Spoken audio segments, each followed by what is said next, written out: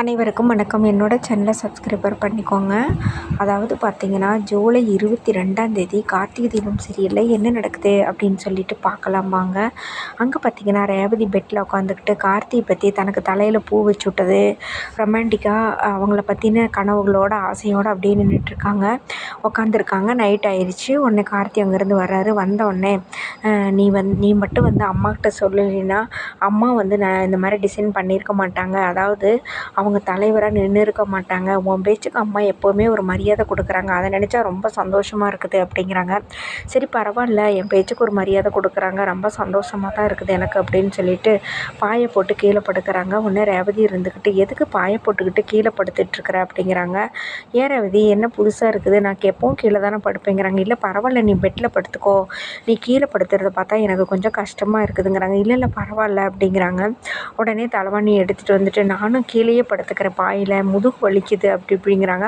சரி அப்போ நீ கீழே படுத்துக்கோ, நான் பெட்டில் போய் படுக்கிறேங்கிறாங்க. இல்லை நானும் உங்க கூட பெட்லேயே படுத்துக்கிறேன் அப்படிங்கிறாங்க. ரேவதி இப்போ உனக்கு என்ன ஆச்சு, இப்போ நீ கீழே படுத்துக்கிறியா இல்லை பெட்டில் படுத்துக்கிறேன், பெட்லேயே படுத்துக்கிறேன் அப்படிங்கிறாங்க. சரி நான் இப்போ தூங்குறேன் அப்படின்ட்டு போய் படுத்து தூங்கிடுறாங்க கார்த்தி. உடனே ரேவதி அவங்க முகத்தையே பார்த்துட்ருக்குறாங்க.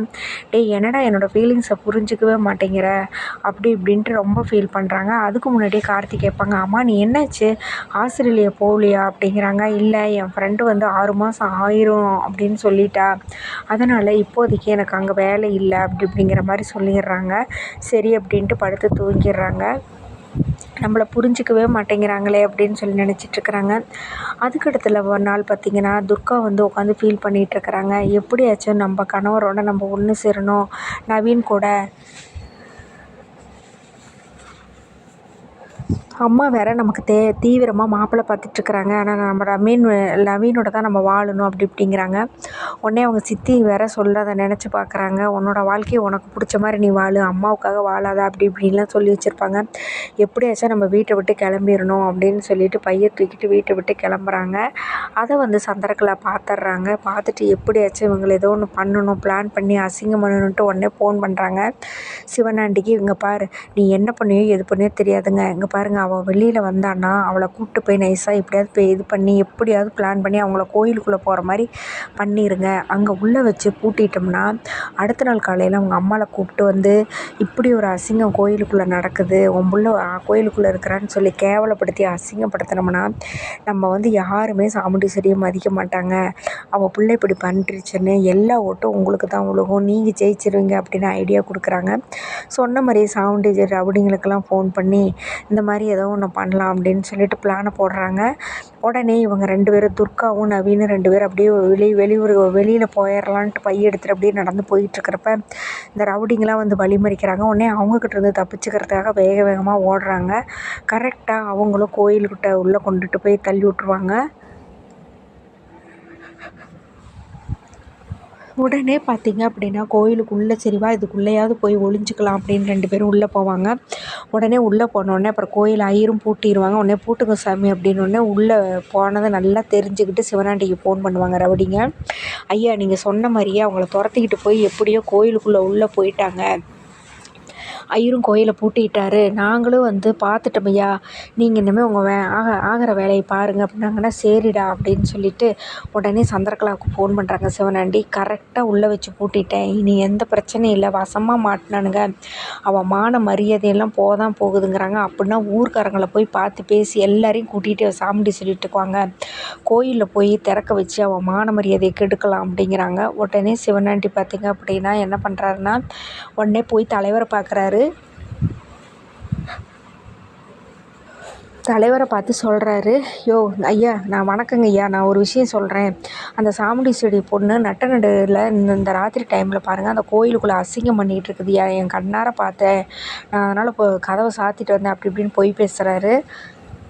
அது தெரியாமல் ஐயர் கோயிலை பூட்டிட்டார் அப்படிங்கிறாரு. ஐயோ என்னப்பா சொல்கிற அப்படிங்கிறாங்க. ஆமாங்க அப்படின்னோடனே சரி வாப்பா போய் பார்க்கலான்ட்டு போகிறாங்க. வாங்க அந்த சாமுண்டீஸ்வரியும் கூட்டிகிட்டு போகலாம் அப்படின்னு அவங்க வீட்டுக்கு போகிறாங்க. உடனே சாமுண்டீஸ்வரி இருந்துக்கிட்டு, என் பிள்ளை ஒரு காலம் இந்த தப்பு பண்ண மாட்டா, என் பொண்ணு துர்காவும் அந்த நவீனும் அங்கே இருக்க மாட்டாங்கங்கிறாங்க. ஏம்மா சந்தேகம்னு வந்ததுக்கப்புறம் போய் பார்த்துரலான்ட்டு எல்லாருமே கோயிலுக்குள்ளே உள்ள போகிறதுக்கு ரெடி ஆகுறாங்க. அப்போ ரேவதி கார்த்தியை வந்துங்க ஒரு நிமிஷம் வாராஜா அப்படின்னு கூப்பிட்டு போய், இந்த இந்த துர்கா ஏன் தான் இப்படி பண்ணுறேன்னு தெரியல, எனக்கு ரொம்ப பயமாக இருக்கு ராஜா, இப்போ என்ன பண்ணுறதுங்கிறாங்க. ஒன்றும் வேண்டாம், நீ கோயில் முன்னாடி பிரகாரத்தில் நின்று கொஞ்சம் சண்டை போடுற மாதிரி போட்டு அவங்கள கோயிலை திறக்கிறதுக்கு கொஞ்சம் லேட் பண்ணு, அதுக்குள்ளே நம்ம எப்படியாவது அவங்க ரெண்டுத்தையும் காப்பாற்றி கூட்டிகிட்டு போயிடுறேன் அப்படிங்கிறாங்க ரேவதி கிட்ட. சரி அப்படின்னு சொல்லிட்டு, நீ அத்தையோட போ அப்படிங்கிறாங்க. உடனே ரேவதி வந்து சாமுண்டீஸ்வரியோட போகிறாங்க. எல்லாருமே கோயில் முன்னாடி நின்று பயங்கரமாக சண்டை கட்டிகிட்ருக்குறாங்க. உடனே ரேவதி இருந்துக்கிட்டு, இவர் எப்போவுமே பொய் சொல்லிக்கிட்டு தான் இருப்பார், எங்கள் துர்கா உள்ளே இல்லைங்கிறாங்க. அம்மா சந்தேகம்னு வந்துருச்சு, திறந்து பார்த்துருவோமாங்கிறாங்க. உடனே அவங்க சித்தி இருந்துக்கிட்டு, என்ன ரேவதி சும்மா தேவையில்லாமல் பேசிகிட்டு இருக்கிற, இப்போ நீ சொல்கிறத பார்த்தா அப்போ துர்கா உள்ளே தான் இருப்பா போல இருக்க, நீ எதுக்கு இப்படி சப்போர்ட் பண்ணிட்டுருக்கிற, அவங்க சந்தேகம்னா இப்போ திறந்து பார்த்துட்டு போகிறாங்க அப்படி இப்படிங்கிறாங்க. உடனே கார்த்தி வந்து அங்கே உள்ளே வராரு. இறங்கி இவங்க நவீன துர்கா வந்துட்டு, ஐயோ வசமாக மாட்டிக்கிட்டோம், இப்போ என்ன பண்ணுறதுன்னு தெரியலையே அப்படிங்கிறாங்க. உடனே ஐயோ அங்கே பாரு மாமா வராரு அப்படின்னா, மாமா எங்களை எப்படியாவது காப்பாற்றுங்கிறாங்க. டேய் உனக்கு கொஞ்சமாவது அறிவு இருக்கா இல்லையாடா, ஏன்டா இப்படிலாம் பண்ணுற, ஒட்டுமொத்த ஊருமே வாசல் நின்றுருக்குது, வந்து தொலைங்க அப்படின்னு ஒரு மாதிரி கோவமாக பேசிட்டு அவங்க 3 பேரும் வேக வேகமாக ஓடி கோயில் பின்னாடி போயிட்டு ஒரு கேட்டை திறந்து கரெக்டாக வெளியில் போகிறாங்க. ஊருக்காரங்க எல்லாருமே உள்ளே வந்துடுறாங்க. உள்ளே வந்து ஒவ்வொரு பக்கமாக தொலைவுறாங்க, எங்கேயுமே இல்லை.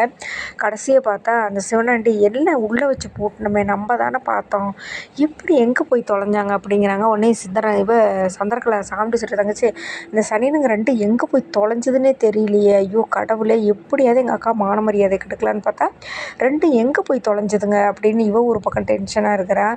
ஆனால் கடைசியாக சீனை என்ன காமிக்கிறாங்கன்னா, அப்படியே காரை திறந்துட்டு அப்படியே கேட்டிலேருந்து ஓடுறாங்க காருக்கு, அது மாதிரி முடிக்கிறாங்க. ஒரு வேளை கார்த்தி வந்து துர்காவை நவீனையும் காப்பாற்றி கூட்டிகிட்டு போயிடுவாருன்னு நினைக்கிறேன். அதோட எபிசோடு முடியுது. அடுத்த நாளைக்கு என்ன நடக்க போகுதுன்னு வெயிட் பண்ணி பார்ப்போம். இந்த தரமும் சந்திரகலாவும் சிவனாண்டியும் தோற்று தாங்க போகிறாங்க. நன்றி, வணக்கம்.